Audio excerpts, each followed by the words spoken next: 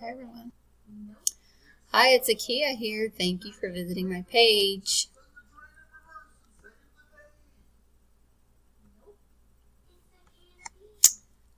I am reviewing the cognitive development theory, which is a humanitarian approach to proposing that all kids learn in a tiered way that combines biological maturation with environmental interaction and influence.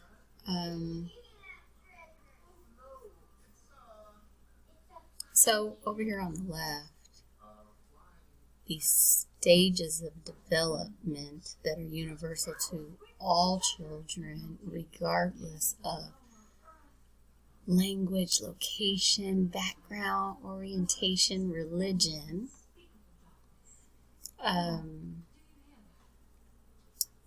The stages go in order here based on age.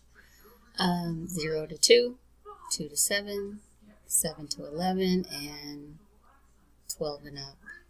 So starting with the sensory motor stage, those are really basic motor skills.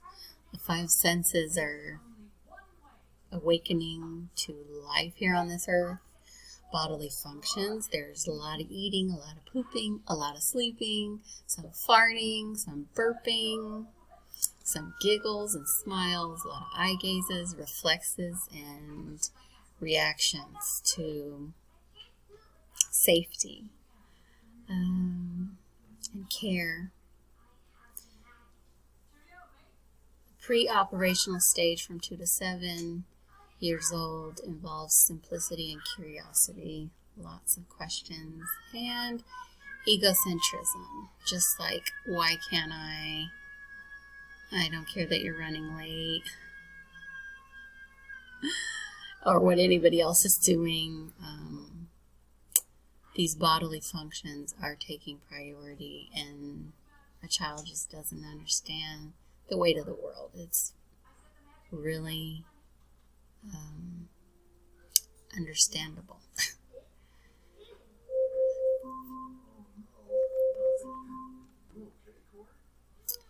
Right here are the concrete operational stage from 7 to 11 years old.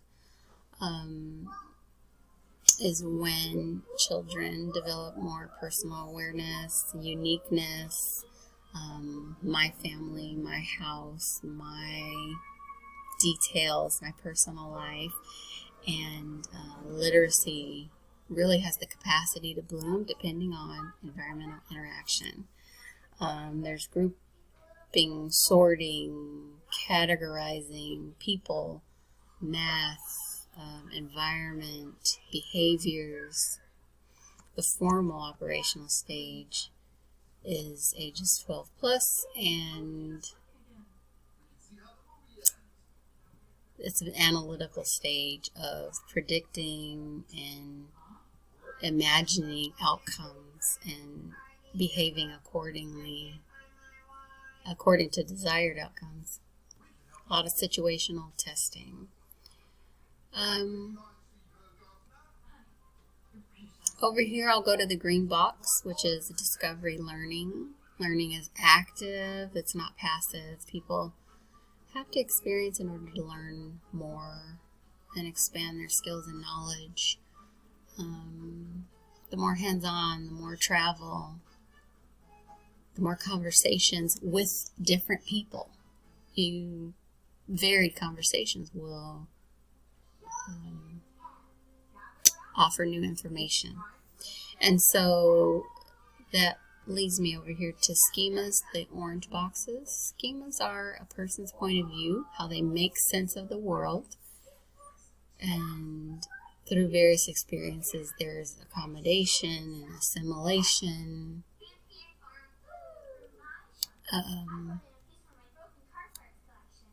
Accommodating is understanding another person's culture and acting accordingly, another person's way of life. And assimilation is maybe changing. Assimilation is more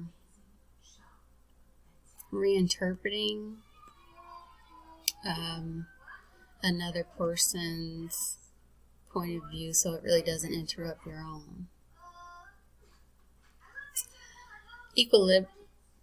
Equilibration or equilibrium is the balance between information intake and of course there are traumatic experiences that take a person out of equilibrium when information processing becomes challenging and it's hard to move to another stage of development.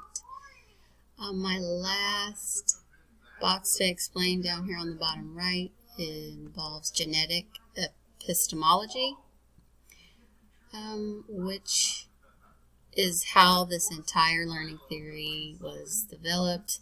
It basically asks the question, how do we learn things?